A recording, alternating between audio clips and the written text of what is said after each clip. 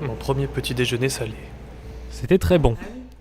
C'est une nouvelle journée qui débute, et pour rappel, j'étais dans la montagne. Là, je m'enfonce dans une sorte de forêt, bien équipée en termes d'escalier, pour rejoindre la chute d'eau qui fait la fierté de ce patelin, dont j'ai oublié le nom. On en parle pas mal de cette chute d'eau, on me l'a peut-être un peu trop survendue. Elle est pas très impressionnante, mais elle est haute. Quand même, on peut reconnaître ça. Faut pas y aller juste pour la chute d'eau, mais sinon c'est quand même un coin très sympathique. Puis j'ai repris le Shinkansen pour aller dans une autre ville que on va voir très bientôt. Mais entre-temps, vu qu'on était près de la mer, l'occasion de faire des plans magnifiques avec le reflet de l'eau, ainsi que des éoliennes avec des maisons qui ont des toits qui contrastent avec le genre de maisonnette que tu croises dans les TGV français. Maintenant, essayez de deviner quelle a été la nouvelle grosse ville de mon voyage. C'est une ville qui a marqué l'histoire pour une raison assez tragique et dont on parle encore pas mal, notamment en ce moment.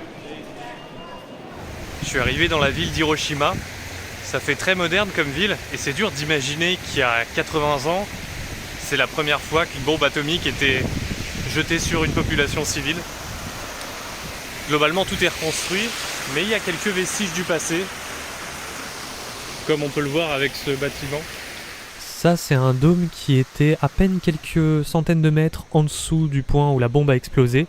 Et on voit encore assez bien le dôme. Il y avait des débats à l'époque sur est-ce qu'il faut tout démonter parce que c'est trop douloureux ou est-ce qu'il faut le laisser pour se rappeler quand même des victimes et de la tragédie qui s'est passée là-bas. Et sinon, Hiroshima, à part ce poids historique, je trouve que c'est une ville peut-être un peu trop moderne, qui n'a pas autant de charme que certains coins de Tokyo. Ça fait très grand building un peu partout, même si il y a des jardins assez cool. Et dans ce jardin, il y a le musée de la paix, qui est en fait le musée sur la bombe atomique à Hiroshima. Dès que tu entres, tu as une simulation projetée au sol qui est assez impressionnante.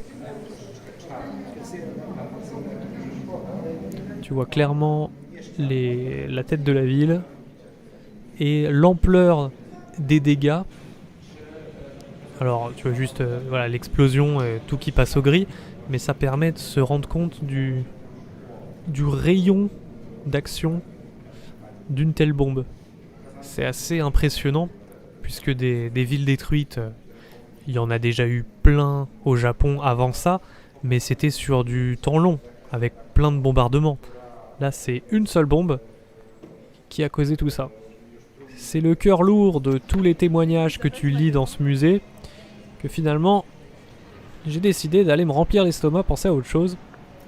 Et ça tombe bien, à Hiroshima, il y a un coin où il y a une spécialité locale, les okonomiyaki. C'est des sortes d'omelettes avec plein de bons ingrédients japonais à l'intérieur. Mais alors, c'est là que j'ai réalisé, vous l'avez peut-être déjà vu aussi quand j'étais à la gare, Hiroshima, il y a tellement de touristes. Ça m'a surpris, même après Tokyo. J'aurais pensé qu'il y a peut-être plus de touristes à Tokyo, mais en tout cas à Hiroshima, on les voit bien plus. Là, pour trouver une table pour pouvoir se faire servir, j'ai attendu longtemps. Donc ça a l'air d'être une ville qui attire énormément les occidentaux. Donc pour le dépaysement, on repassera. Mais alors pour la bouffe, on reviendra.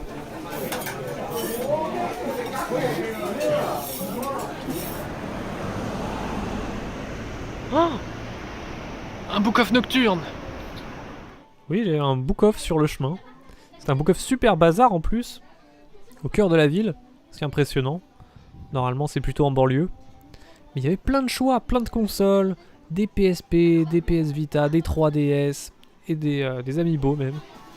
Là, j'accélère la vidéo parce que quand t'as fait une semaine de boutique à Tokyo, t'es un peu moins impressionné.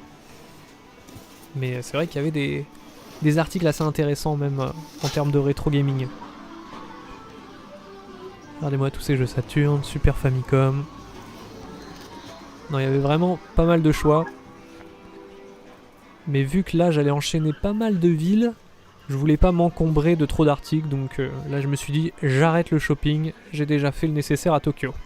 Puis j'ai continué de marcher en ville, dans le noir du soir, avec beaucoup moins de gens dans les rues, en direction du château d'Hiroshima, qui est pas très impressionnant en termes de château. Tu vois de ce type de maison un peu partout, même si là vous voyez rien parce que c'était dans le noir total, c'est pas très éclairé. Il y avait pas du tout de touristes du coup à cette heure-là, mais c'est chouette en fait de se balader et que tu croises personne. Donc verdict, Hiroshima, sans vouloir être négationniste, c'était pas une tuerie, parce que le dépaysement était pas aussi important que quand j'ai découvert Tokyo et tous ses quartiers.